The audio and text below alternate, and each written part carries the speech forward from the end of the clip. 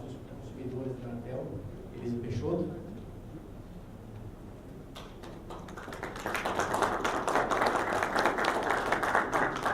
Thiago Bustamante, o chefe de desenvolvimento de novos negócios da Unbox.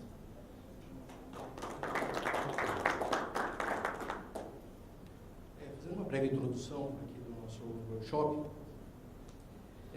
para as empresas prestadoras de serviços de telecomunicações, o atendimento ao usuário é uma parte essencial do negócio e também uma necessidade regulatória.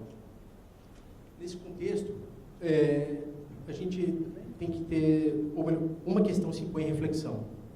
Como combinar os desafios de atender bem e responder às necessidades dos clientes e, ao mesmo tempo, assegurar o correto cumprimento de todas as obrigações e índices estabelecidos pela regulamentação.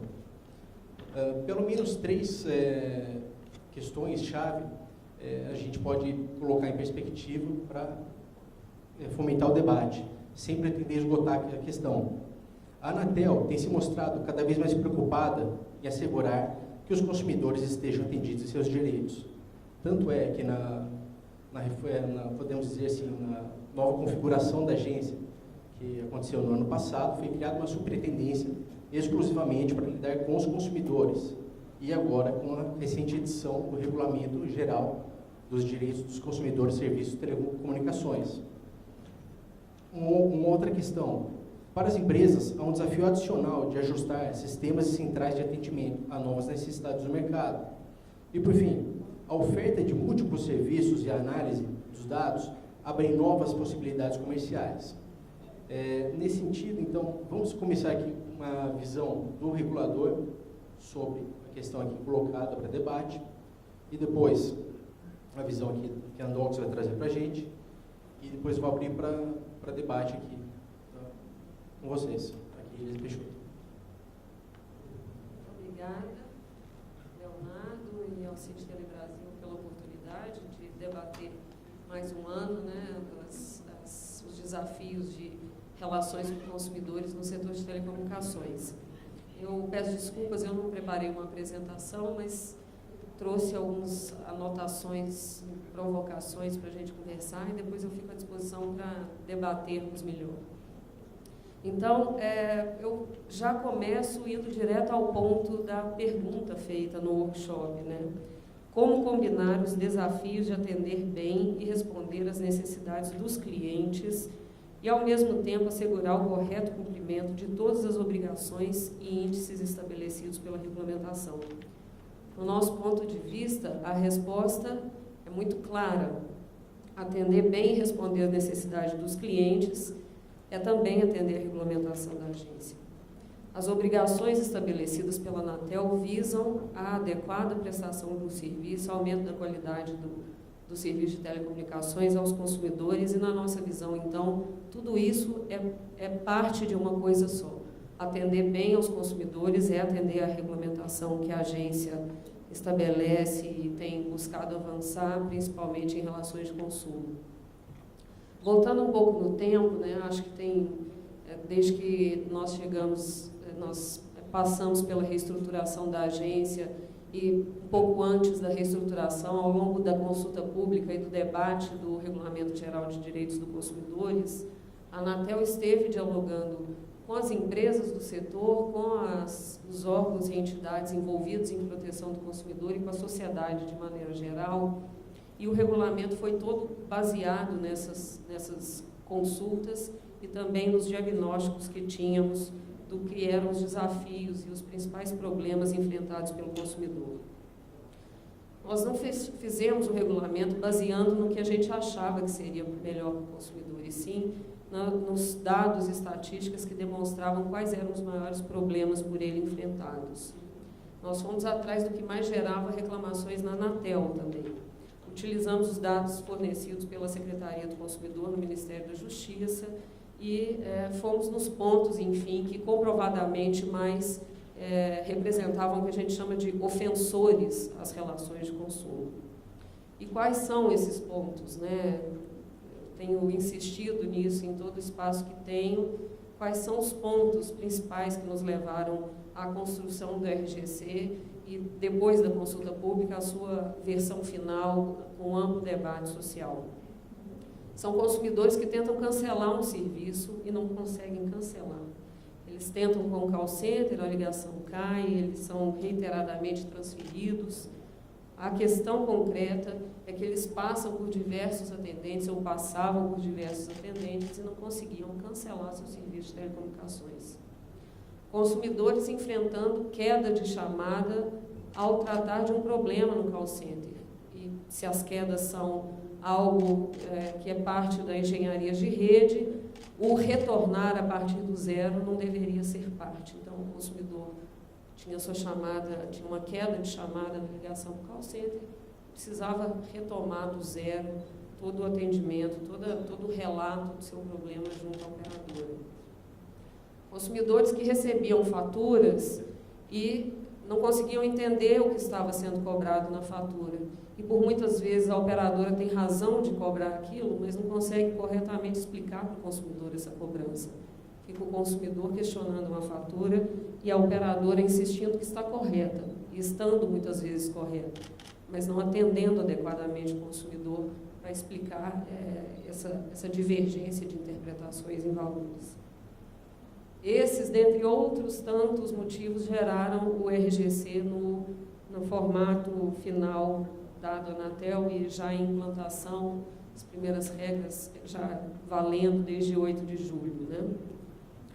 E a pergunta que a Anatel sempre se fez, que o setor fez, que a imprensa fez, era: não seria isso uma interferência excessiva no mercado e nas relações com os consumidores no setor de telecomunicações? E na nossa visão, essa interferência, por uns considerada excessiva, era necessária. O bom relacionamento com os consumidores é parte do jogo. As empresas assumiram a prestação de um serviço e o que se chama de custo regulatório advindo do RGC, né, os custos excessivos, as adaptações necessárias para cumprir o RGC, nada mais são, do que, na nossa visão, do que obrigação das operadoras para garantir o correto atendimento. Acho que isso também, do ponto de vista das operadoras, ninguém nunca divergiu. Não vejo no setor de telecomunicações uma discordância de nenhuma empresa, desde que a gente começou a discutir o RGC, uma discordância em relação ao avanço que o RGC trouxe em algumas questões de consumidor. A pergunta que fica, então, é por que a gente precisou do empurrão regulatório, né? Qual é a questão? Qual é a questão que justifica o empurrão da agência reguladora em um assunto que, insisto em dizer, a gente entende que as empresas têm que assumir e é parte do negócio do setor de telecomunicações. Antes do RGC, a gente já tinha regras, né, de bom atendimento ao consumidor, regras bastante razoáveis, inclusive, decreto do SAC, por exemplo. Na mesma esteira, também seria razoável pensar que não precisasse nem dessas regras, porque o correto e o adequado atendimento, a qualidade na prestação de serviço em um mercado altamente competitivo, como é o setor de telecomunicações em determinadas áreas, era de se supor que essas obrigações não necessitassem ser impostas, né, de alguma maneira pelo Estado. E era de se supor também que as empresas dedicassem seus esforços máximos, pessoal, tecnologia, para investir em canais de atendimento cada vez mais ágeis, mais transparentes para o consumidor. Infelizmente, volto a insistir, não é essa a dinâmica que vemos. E apesar de, como várias vezes nós já conversamos, Leonardo e eu, em encontros outros vários, o 1% de reclamação é um valor proporcionalmente pequeno, de fato, na base de consumidores de telecomunicações, mas a imagem do setor ainda é muito ruim. Então, o 1% de reclamações não nos gera conforto, não é suficiente relativizar o número e a Anatel continuará trabalhando para não haver esse grau de conflito e essa percepção tão negativa do setor de telecomunicações. É incrível como toda vez que a gente solta uma pesquisa de qualidade percebida, dizendo que, na média, a qualidade está bem avaliada, a percepção geral é de que a pesquisa não é verdadeira, ou que ela tem erros, vícios metodológicos, porque a visão corriqueira na sociedade e entre os nossos meios é de que o setor de telecomunicações precisa avançar muito.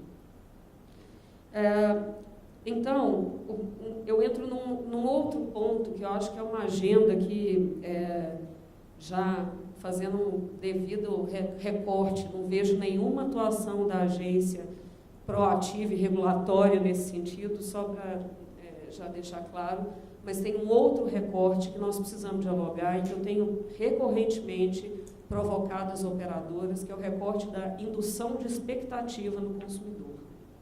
Se nós estamos dizendo que o setor de telecomunicações presta um serviço relativamente adequado, que a rede dá conta em patamares médios ou minimamente razoáveis de atender e prestar um bom serviço de telecomunicações. Qual é o problema? E, na nossa visão, grande parte do problema é a geração de expectativa. É a indução do consumidor a imaginar que ele vai ter um serviço prestado em níveis muito mais elevados do que um país de dimensões do Brasil e com a nossa conformação socioeconômica permite.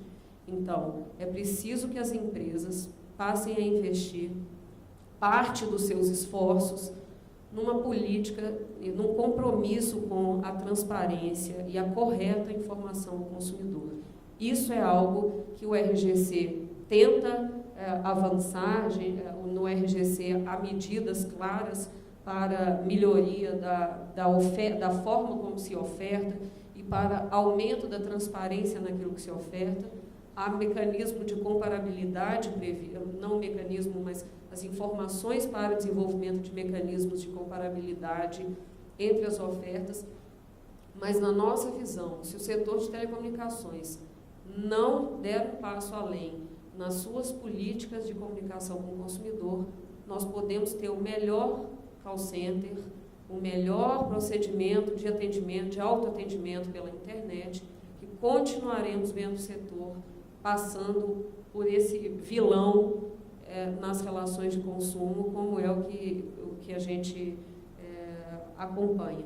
Enfim, então, para mim a questão, para além de melhoria dos canais de atendimento e adequação de suas políticas de qualidade no atendimento, que é muitíssimo importante, junto com o investimento em rede, nós não avançaremos se não cuidarmos de como os consumidores percebem e entendem aquilo que a gente está vendendo.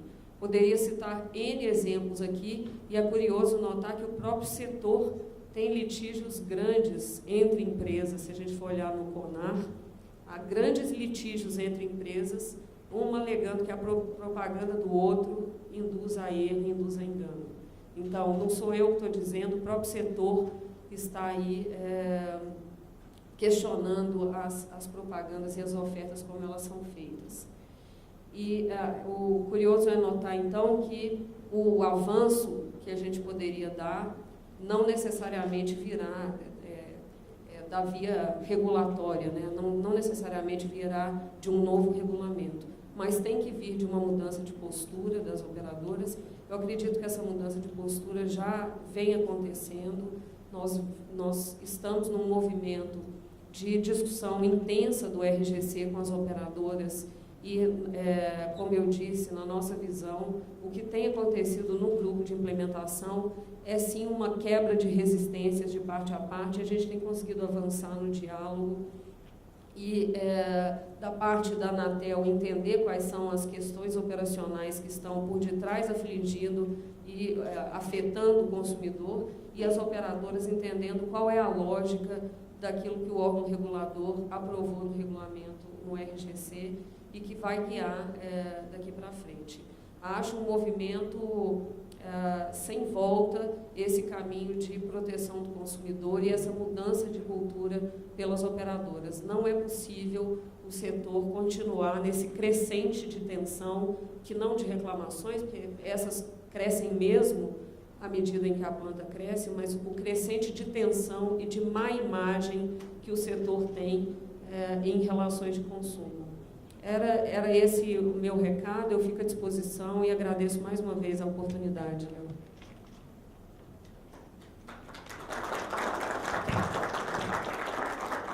Muito obrigado. Beleza. Agora, por favor, Thiago. Tem de falar de pé.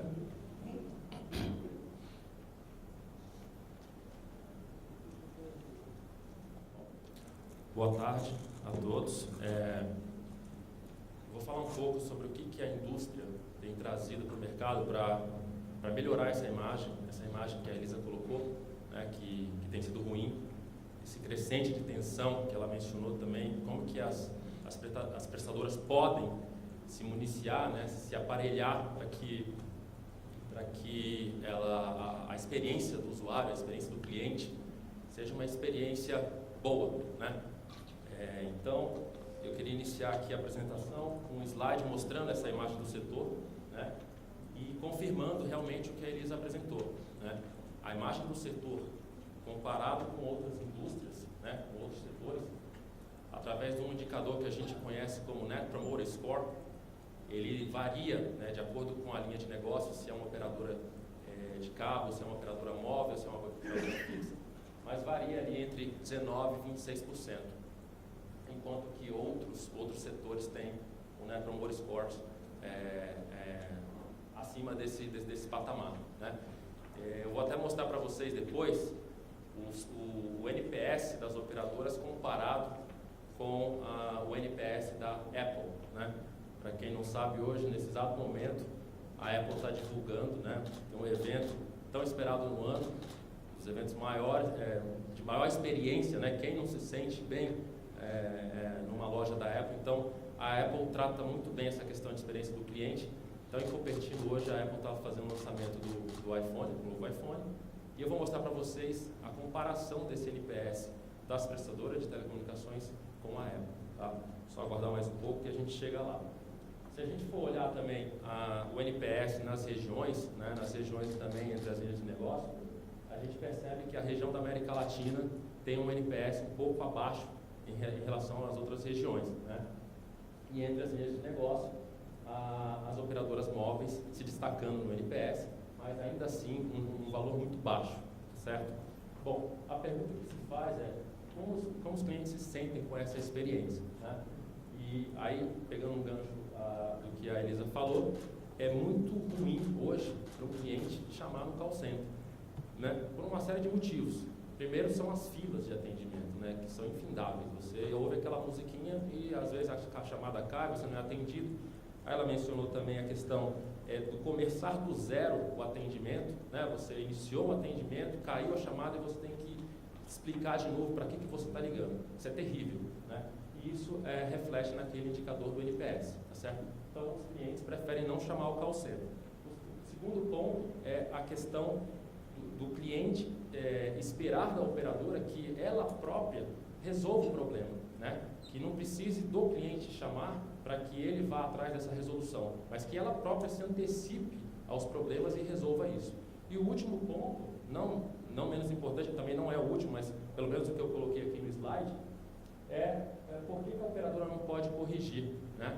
Então, anteriormente eu falei que os usuários não contam com ferramentas apropriadas de autoatendimento para ele evitar aquele contato com o call center.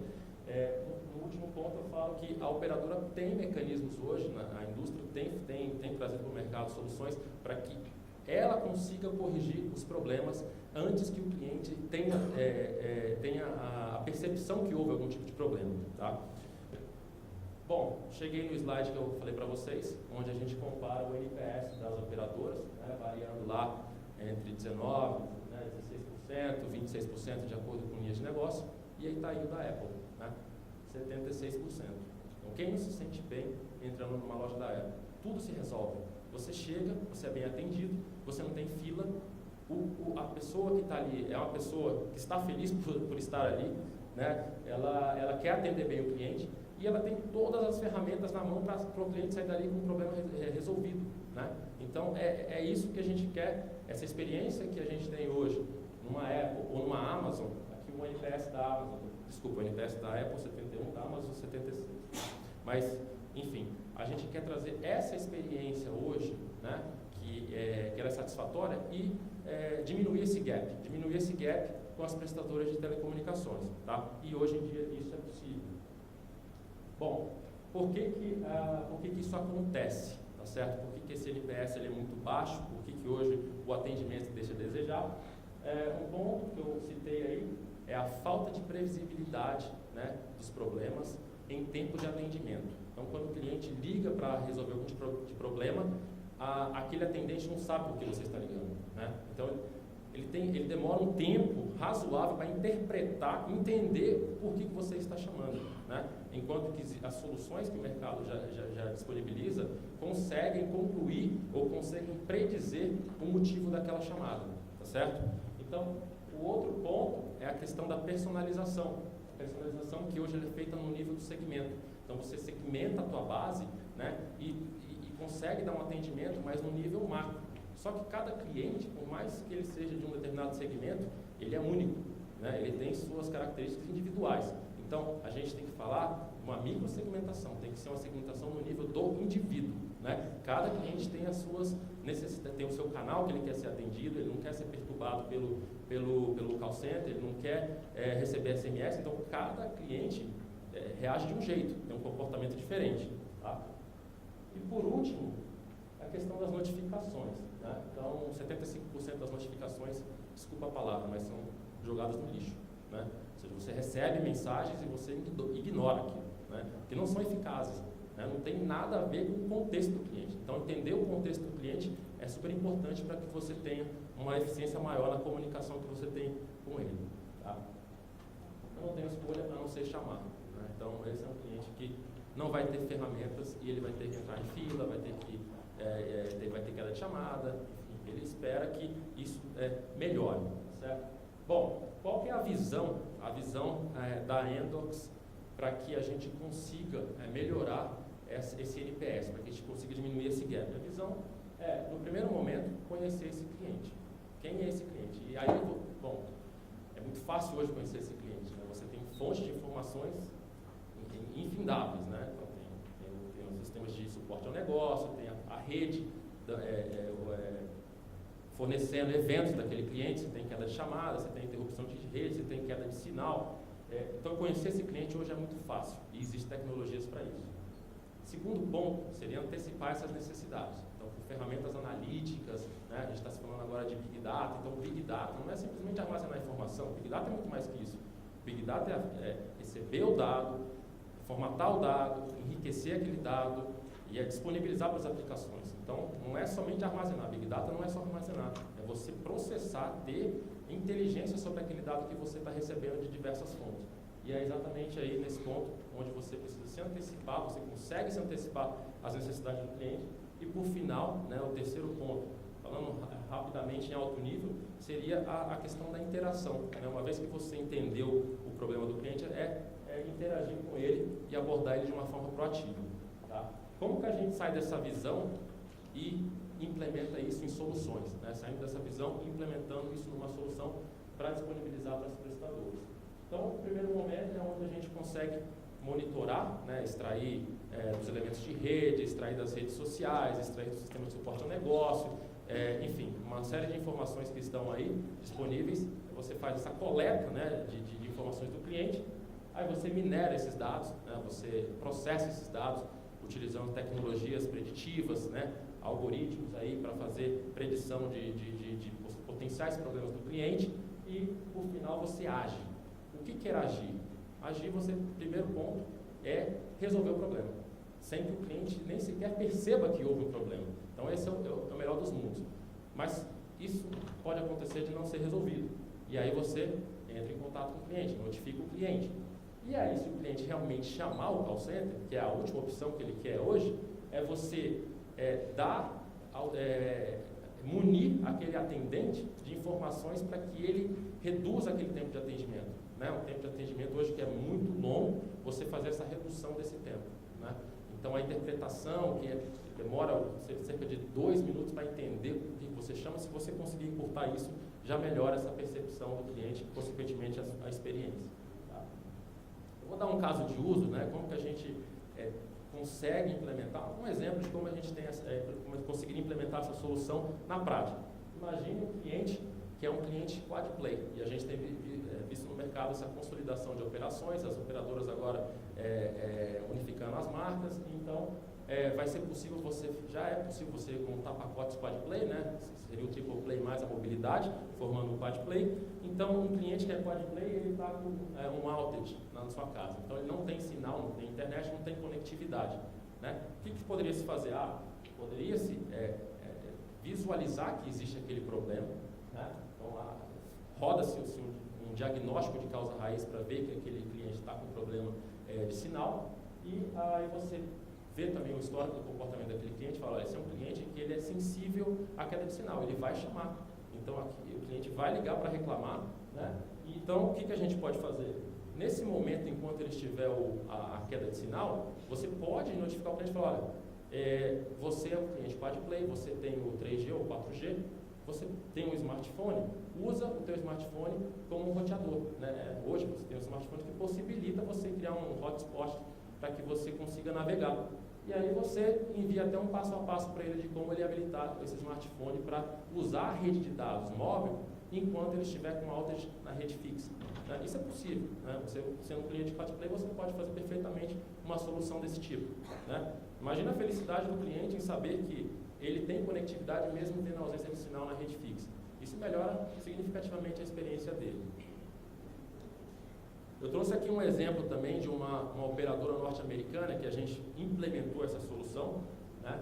É uma operadora com quase 10 milhões de clientes e 2 mil agentes, né? 2 mil atendentes. Então, um dos objetivos de negócio era a redução da quantidade de chamadas, o volume de chamadas era gritante e o objetivo era fazer essa redução.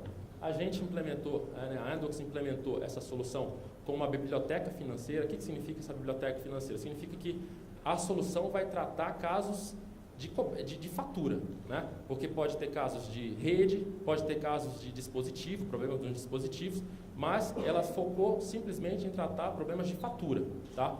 E aí a gente obteve, né, com 2 grupos, um grupo objetivo e um grupo controle, para poder mensurar o resultado final dessa solução. 94% das chamadas foram passíveis de ações preditivas. E a gente conseguiu eliminar 5% das chamadas. É um número pequeno? Mas em termos de experiência para o cliente, isso aumenta significativamente. Né? E até a questão do custo. Você eliminar uma chamada no call center, você baixa o custo do atendimento, né? E aí você melhora também o resultado da empresa. Então, eliminamos 5,3% das chamadas, 5% se elas foram desviadas para o autoatendimento, né? Então, em vez de resolver no call center, elas foram desviadas para o que o cliente resolvesse pela internet, pela web, e 7% de redução no tempo médio de atendimento com a orientação do agente. Ou seja, quando o agente recebe aquela chamada, ele já sabe por que o cliente está chamando. Né? Ele já sabe, você está ligando para resolver um problema na sua fatura, porque houve cobrança triplicada, ou porque veio uma multa na sua fatura. Obviamente que existe um percentual de erro, né? É comum, mas com esses sistemas que a gente tem implementado, são sistemas eles são self-learning, eles auto-aprendem, né? Então, é mesmo que o Waze, hoje, quando você programa a sua rota, daqui a pouco ele já sabe qual é a rota sua, né, a rota predileta. Então, o sistema aqui também, ele vai aprendendo automaticamente, e com isso ele vai refinando. Então, aquela assertividade de 94% que a gente viu anteriormente, no piloto que a gente realizou, ela começou com 60%, e aí ela foi para 70%, até se chegar a 94%, porque aí, de acordo com mais chamadas que vão sendo detectadas, o sistema vai se aprimorando. Tá? E agora eu só queria também mencionar um pouco a questão do que a gente tem ouvido no mercado em relação ao omnichannel, né? A uniformidade dos canais. Então, a Elisa mencionou, né, a questão do começar do zero, né? Eu anotei aqui que eu achei interessante. Imagine ao cliente hoje que inicia uma busca por um plano na internet, né? Ele quer entender um plano, fazer um upgrade, e quando ele ligar no call center, o call center não sabe que ele navegou lá na internet, não tem contexto do cliente, né? Então, você ter esse contexto do cliente, você consegue reduzir também aquele tempo médio de atendimento. E é o que a gente fala de omnichannel. O cliente, ele quer ser atendido da mesma forma em qualquer tipo de canal. Não pode ter essa fragmentação. E hoje é totalmente fragmentado, né? Ou seja, eu não guardo o contexto do cliente. Então, aquele histórico que ele teve em um canal, quando ele move para um outro canal, se perde, né? Então, uma hora ele está no call center, outra hora ele está na loja, outra hora ele está no self-service, né? no autoatendimento, e esse contexto ele é totalmente fragmentado, se quebra, não se tem o histórico das interações. Então, a Amdocs, ela tem trabalhado fortemente, investido fortemente em soluções para que a gente tenha essa multicanalidade, né, uma uniformidade entre os canais, né? Eu até gostaria de falar um pouco mais desse slide, nesse slide falando de que o que o cliente, o que o atendente vê no desktop dele, na máquina dele, é exatamente um reflexo daquela página que o cliente acessa na web, e ela é consistente também com o tablet que o cliente tem na loja, né? Então, tem que ter isso para que você não tenha a quebra de experiência, tá?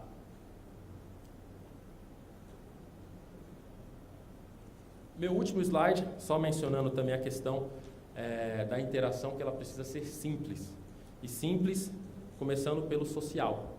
Hoje, não se pode mais negligenciar mídias sociais, redes sociais, porque qualquer tipo de problema que o cliente venha a ter, a rede social acaba sendo o primeiro canal onde o cliente vai reclamar, né? Ele está tão tenso, né? A Elisa mencionou a questão da tensão, e ele vai extravasar essa tensão na rede social no primeiro momento, né? Então, não se pode negligenciar as redes sociais. Então, é um canal que a operadora tem que levar em consideração, e a gente vê que os clientes, cerca de 50% dos clientes, eles são impacientes em esperar mais de 30 minutos para que aquela interação que ele postou, aquela publicação que ele postou, receba um retorno, né? E ao passo que somente 25% das operadoras conseguem entregar em até 30 minutos, né? Ou seja, existe um gap aí também entre a expectativa do cliente e o que a prestadora entrega de resultado, tá? Então, redes sociais hoje é super importante e não deixa de ser um canal de interação entre cliente e prestador de serviço. A questão de imediato, né, o imediatismo, é o que eu falei. Ele espera que aquilo seja resolvido em 30 minutos, né, em até 30 minutos. Passado aqueles 30 minutos, a tensão só tende a subir, né? E aí você sabe, aquilo se viraliza. O que ele coloca na rede social vai viralizando, né? E isso aí acaba tendo alguns impactos para a marca da operadora. A questão de múltiplas, né? Hoje eu tenho smartphone, eu tenho tablet, né? Eu tenho meu computador, eu tenho diversos canais, e aquelas ferramentas que eu tiver disponível no canal tem que ter uma consistência entre eles, né? Se eu uso hoje um iPhone, na hora que eu passar a usar, que eu não quiser mais o iPhone, quiser usar um Galaxy ou um telefone de qualquer outro fornecedor, mas que seja sistemas operacionais diferentes, a experiência tem que ser a mesma, tem que manter aquela consistência. A questão de personalizado, né, é para mim, o atendimento, aquela interação é para mim, mesmo que eu seja de um segmento, como eu falei, mas ela tem que ser no nível do indivíduo, né? Aquela interação tem que ser para aquele cliente, né? A questão do estilo de vida, né? Cada um tem seu estilo de vida. Por final, a gente está falando de experiência de cliente, então o cliente tem que sair daquela interação sorrindo, né? Diminuir aquela tensão, né? Então, a gente quer trazer experiência para o cliente e que ela seja simples, né? Não pode trazer complexidade. A própria Elisa mencionou a questão da complexidade de se entender uma fatura, né? Hoje é difícil. Então, o maior número de reclamações hoje, inclusive as reclamações na agência, são a questão de entendimento da fatura, né? O cliente não entende o que está ali. Então, existem soluções, por exemplo, eu conheço soluções que foram implementadas em outros clientes, que você mandando um vídeo para aquele cliente, né, a primeira fatura dele, ele recebe um vídeo explicando o que é a fatura, mas não é uma explicação genérica do que se compõe a fatura. Ele pega os dados do sistema de faturamento, combina com um certo template e explica para o cliente, olha, a sua fatura tem R$ 53,12 referente a isso, é dele, a explicação é para ele, é individual, tá? Então, essa simples solução que a gente chama de Video Bill conseguiu reduzir dramaticamente o nível a quantidade de chamados abertos no call center, né? Então, complexidade de fatura é um ofensor hoje na questão da experiência do cliente, tá? Então, a experiência tem que ser simples, tá? Então, eu encerro a apresentação e estou disponível a perguntas.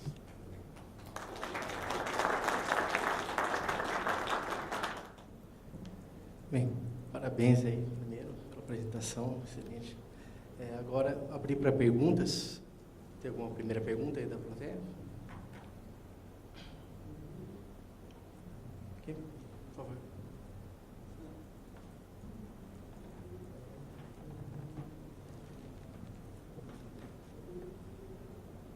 Wilson, CTO da Nokia. Pergunta para a Elisa e para o Thiago.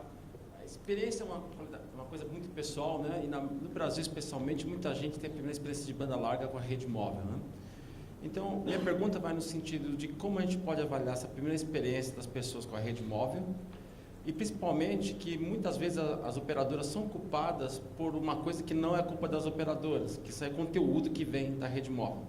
Então, muitas vezes a gente vê o Facebook fora do ar e ocupa, claro, a TIM, a Oi, ou a Vivo, porque o Facebook está fora do ar, né? O usuário não tem essa percepção que a operadora, o conteúdo não vem da operadora. Então, claro que a gente imagina que a indústria, o setor precisa se mover nesse sentido, e existe esse plano de consciência, mas, por outro lado, também quando eu começo a olhar um pouco essa parte toda de olhar o conteúdo que está sendo provido, eu começo também a pensar um pouco na parte de privacidade e da parte de neutralidade de rede. Até que ponto a gente pode definir essas fronteiras? Então, um pouco de discussão nesse ponto, eu acho que é um debate que a gente pode desenvolver em cima dessa parte de Customer Experience.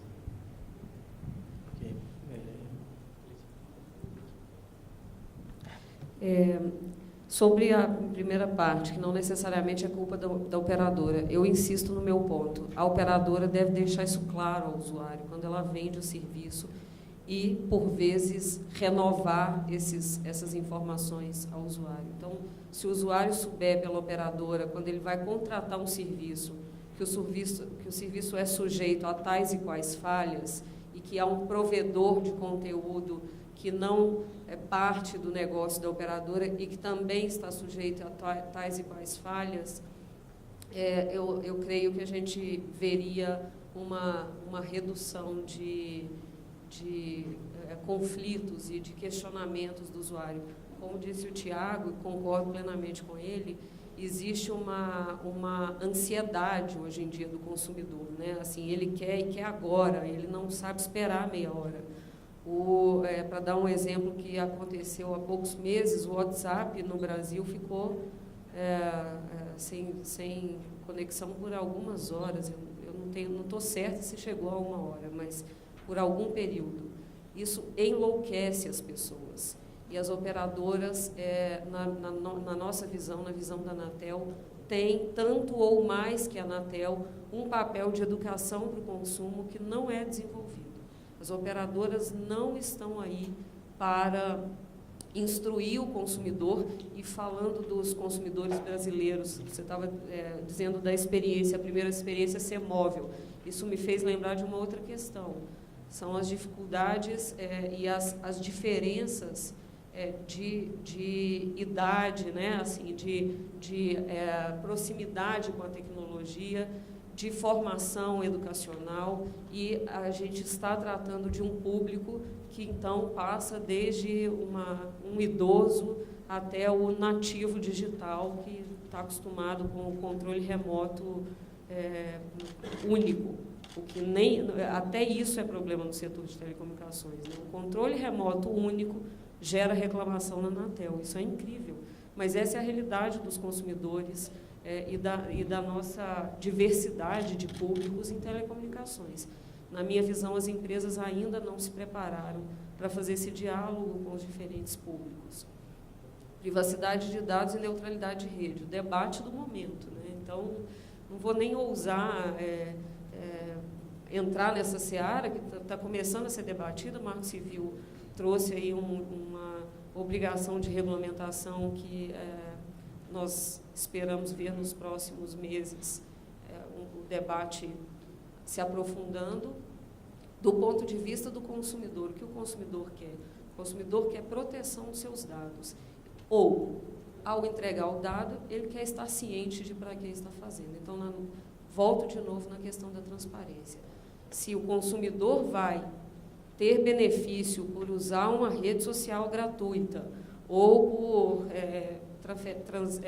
transmitir mensagens em um aplicativo gratuito, ele precisa saber em que condições ele está fazendo o uso dessa ferramenta. De novo, esse, para mim, é um esforço que o setor tem muito a avançar.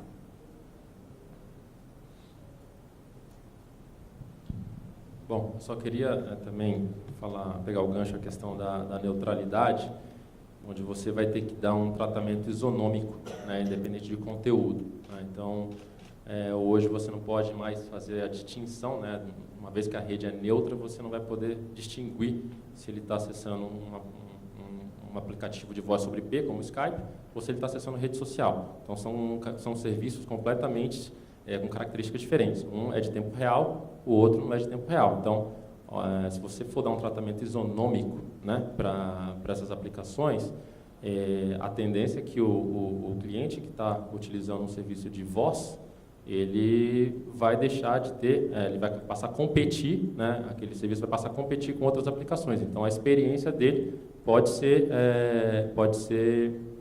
piorada, ao passo que outros clientes que usam outros determinados serviços podem ter uma melhoria na experiência na experiência final. Então, a questão da neutralidade, né, só mais uma vez, deixa de ter essa dinâmica, né, de você oferecer planos orientados a determinado tipo de serviço. Por exemplo, se eu só quero navegar na web, eu só quero comprar aquele plano para navegar na web. Se eu quero só acessar e-mail, eu quero um plano para só acessar e-mail. Então, a neutralidade ela perde um pouco dessa dinâmica, né? E isso pode sim afetar a experiência do cliente pelo tratamento isonômico, um tratamento igualitário entre os conteúdos. Tá? Okay. Próximo.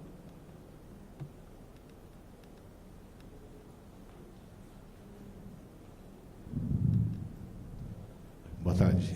João Guedes, da PricewaterhouseCoopers. Acho que a minha pergunta é para o Tiago.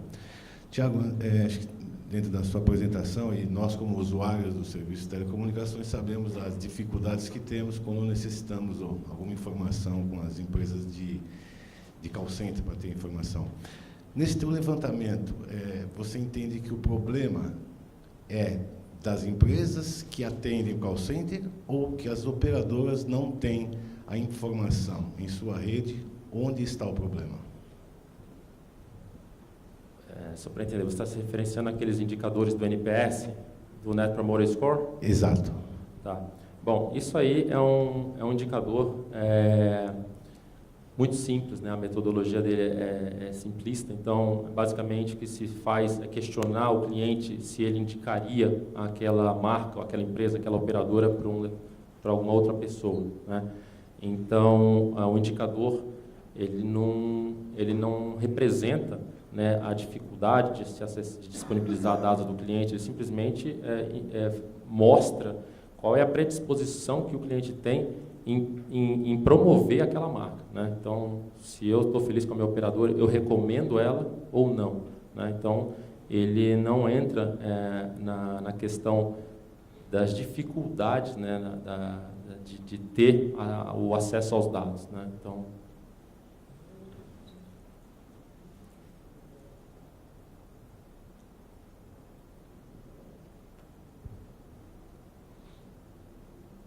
mais alguma?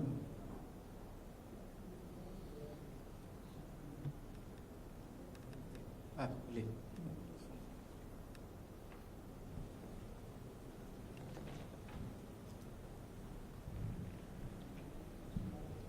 Tiago, Sérgio Simões, você tem esse sistema implantado em alguma prestadora de serviço aqui no Brasil?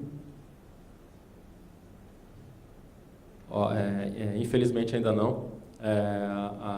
As nossas implementações hoje elas estão concentradas nos mercados desenvolvidos, então nos Estados Unidos, na Europa, alguns clientes da Ásia. Então, esses clientes, né, são grandes clientes, são operadoras tier, que a gente chama de tier 0, né, já estão entrando em produção, né, passando a fase piloto, entrando em produção, mas na América Latina a gente não tem ainda nenhuma referência de implementação. Agora, com referência ao sistema no Brasil, que a gente tem dos call centers, que são, a maioria deles, terceirizados, você acha que a sua ferramenta se aplica ao modelo adotado no Brasil de atendimento ao cliente? Perfeitamente, perfeitamente. Essa é uma solução totalmente orientada para que você consiga minerar a informação, né, trazer, valorar aquela informação. Então, é trabalhar em cima daquelas informações que estão disponíveis e elas estão facilmente acessíveis. Então, sistema de faturamento, gestor de pedidos, a camada o sistema o que a gente chama de OSS, né, Operating Support System, sistema de suporte à operação. Então, todas essas camadas, domínios que tem uma operação hoje, independente se é uma operação móvel, fixa, existem uma série de domínios que fornecem informações que dá para se extrair valor e rodar processos analíticos para que a gente consiga melhorar o atendimento. Tá? Então, por mais que esses atendimentos sejam terceirizados, se você acoplar isso no CRM da operadora, né, você consegue melhorar significativamente aquele atendimento. Tá? Redução de TMA, né, redução de tempo médio de atendimento, resolução de primeira chamada, né, aumento da resolução de primeira chamada, então cai o índice de rechamada e, por final, a experiência do cliente que está se melhorando. Tá? Doutora Elisa, tudo bom? A senhora mencionou o grupo de implementação e as discussões com as empresas para fazer valer o RGC. No entanto, eu queria entender a dinâmica que levou aí. Vocês foram surpreendidos com as ações? Sabiam que elas viriam? O que a senhora acha que, apesar de haver um grupo de discussão sobre isso, por que as empresas adotaram essa estratégia muito bem sucedida, inclusive de entrar com ações diferentes contra com a mesma coisa? E a perspectiva que a gente tem de efetivamente o RGC funcionar para valer, enfim. Boa pergunta, mas eu acho que o Leonardo podia responder. Não, como o representante das operadoras aqui. Enfim, o que acontece? Nossa primeira informação, sim, nós fomos surpreendidos com as ações. O grupo de implementação ele começou a se reunir uma semana depois de publicado o regulamento, 15 dias depois, foi bastante rápido, e nós estamos e estivemos em uma interação muito próxima com as operadoras, debatendo, claro, o regulamento ele tem uma série de regras, debatendo aquelas que eram as que tinham mais dúvidas ou mais questões operacionais envolvidas e focando nessas. Foram mais de 100 pessoas das operadoras envolvidas no debate. Havia divergências em algumas interpretações e, oportunamente, essas divergências foram sanadas pelo Conselho Diretor. Então, ao longo do processo, nós tivemos, e isso a gente achava natural, esperado, nós tivemos alguns recursos de decisão. Como é que funciona o grupo de implementação? Tem um grupo técnico das operadoras e da Anatel discutindo, em seguida um grupo executivo que é formado por 5 superintendentes da Anatel e representantes das empresas, que é quem delibera sobre a versão final do manual de implementação, e cabe recurso da decisão não havendo consenso, os superintendentes têm a palavra final no grupo executivo, não havendo consenso com as operadoras, e cabe recurso da decisão do grupo executivo ao Conselho Diretor. Recurso ao Conselho Diretor, a gente teve alguns ao longo do processo. O Conselho Diretor, em alguns casos, entendeu que deveria dilatar prazos de implementação do regulamento, e assim fez. E, concretamente, as duas ações propostas, Telcomp e a BTA, elas versam sobre pontos diferentes do regulamento, talvez isso explique serem duas ações, mas a gente foi pego de surpresa, porque achava que estava tudo encaminhado nas decisões do Conselho Diretor, e os pontos que mais preocupavam as operadoras, do ponto de vista de tempo para implementar, eles foram dilatados no prazo. Mas, de toda forma, a Anatel entende legítima o debate judicial sobre as decisões regulatórias. A argumentação, em alguns pontos, é que nos estranhou, de desconhecimento da matéria. Enfim, tem alguns pontos de argumentação das ações que nos estranharam, mas recorrer ao judiciário é parte do jogo, é legítimo se as operadoras assim entendem que precisam acionar o Poder Judiciário. Hoje, o que tem é que uma das ações está ainda em liminar, mas é uma ação que vale somente para as operadoras de TV por assinatura, então ela tem um efeito relativamente pequeno quando a gente compara com quais são os problemas maiores do consumidor. TV por assinatura, até para ainda ter uma base pequena de assinantes proporcionalmente, o problema é menor. E os pontos da ação da BTA são mais focados, então também são questões, no nosso ponto de vista, não centrais a ponto de tornar o regulamento perdido, né? E a ação da Telcomp, a Anatel conseguiu reverter a decisão, está correndo mérito ainda, mas a decisão da liminar foi revertida. O que a gente defende, tem inclusive apresentado como defesa nas nossas manifestações, é que não há, como alegado pelas empresas, perigo em mora de um regulamento estar vigente.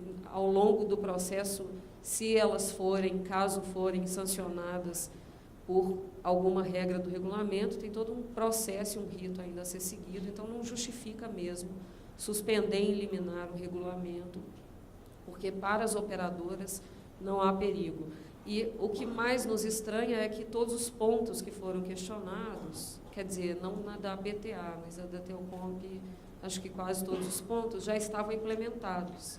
Então era assim, passou o prazo de implementação, as empresas implementaram, a Anatel esteve monitorando bem de perto essa implementação e mesmo assim foram objeto da ação da Justiça.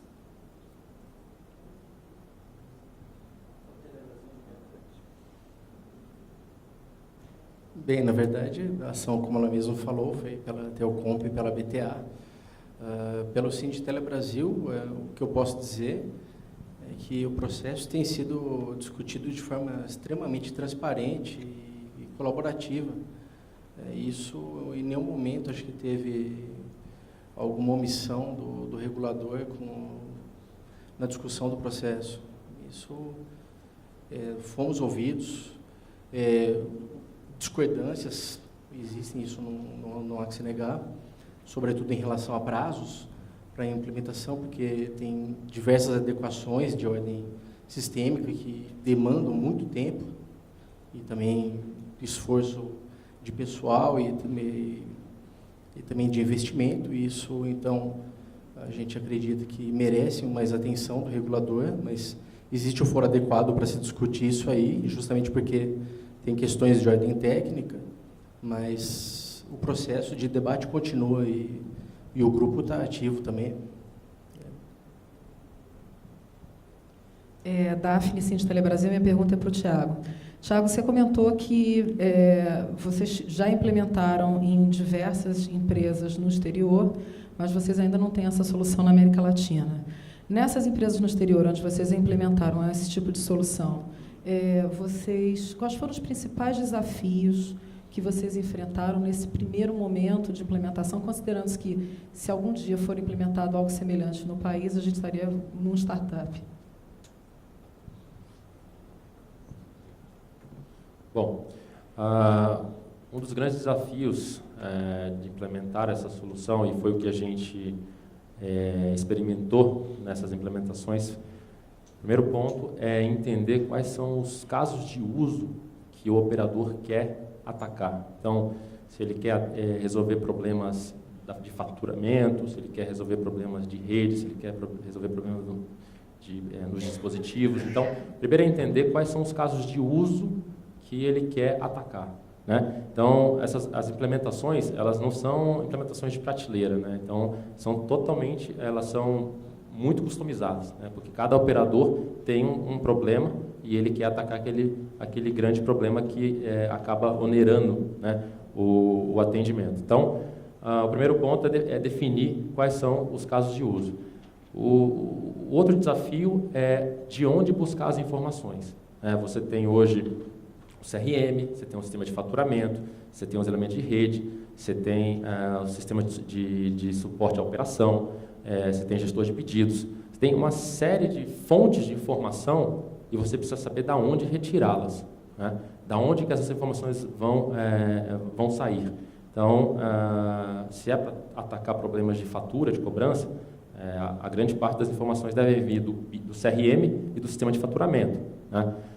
Então, o segundo ponto seria de onde retirar essas informações, de onde extrair o dado. O terceiro ponto é como trabalhar aquele dado, porque o dado, cada sistema fornece de uma forma. Como você vai formatar aquele dado, né? Porque um dado, ele serve a uma área, mas não serve a outra. Então, existe hoje o que a gente chama de cientistas de dados, né? É uma equipe que são experts em entender o que valor aquele dado agrega, né? De onde que ele sai e de que forma ele pode agregar valor. Então, o terceiro ponto seria contar com esses experts, que são, a gente chama de cientistas de dados, para que eles consigam fornecer uma consultoria, trabalhar junto com a operadora para definir como melhorar, como eliminar, como reduzir, né? Não eliminar, mas como reduzir grande parte dos problemas que eles têm. Tá? Então, só recapitulando, o primeiro ponto seria as fontes de informação. Né? O segundo ponto seria como trabalhar o dado, né? Que dados vão servir a determinadas áreas. E o terceiro ponto seria a questão de ter uma equipe de cientistas mesmo, capacitados para que consiga definir junto com as operadoras que casos de uso elas vão, quais casos de uso elas vão trabalhar, né? Esses foram os principais desafios que a gente teve nas implementações no mundo afora. Bem, então, com isso, encerramos o workshop. Muito obrigado aí pela presença de todos, pelas perguntas. Obrigado também pelos palestrantes. Uma boa tarde para todos.